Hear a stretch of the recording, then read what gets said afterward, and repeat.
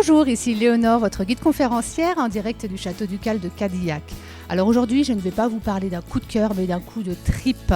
Je vais vous parler de cette période post-révolutionnaire du château, puisque le château a été racheté en 1818 par l'État pour y mettre une fonction tout à fait différente. Alors on va quitter cette magnifique cage d'escalier et on va voir un petit peu ce qu'est devenu le château après 1818. Suivez-moi.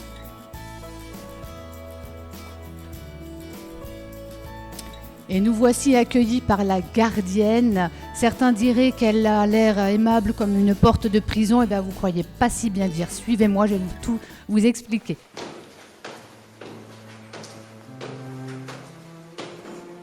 Le château, après son rachat et quelques années de travaux, va être réaménagé en prison pour femmes. C'est la première prison pour femmes en France.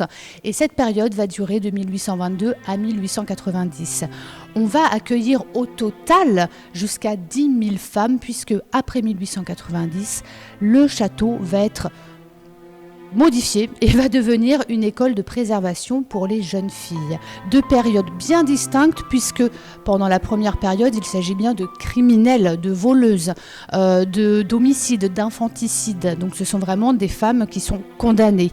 Quand on passe à 1890, c'est une école de préservation pour jeunes filles. Autrement dit, ce sont des délinquantes ou des jeunes filles de mauvaises mœurs ou simplement placées par leurs parents dans cette institution jusqu'à leur majorité, c'est-à-dire 21 ans.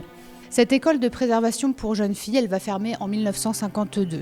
On va essayer d'être dans un but plus pédagogique, on va essayer d'aider ces jeunes filles à trouver du travail. On est dans vraiment une démarche d'insertion, mais suite au suicide de 2 jeunes filles en 1952, l'établissement ferme ses portes et va être ouvert au public après ça.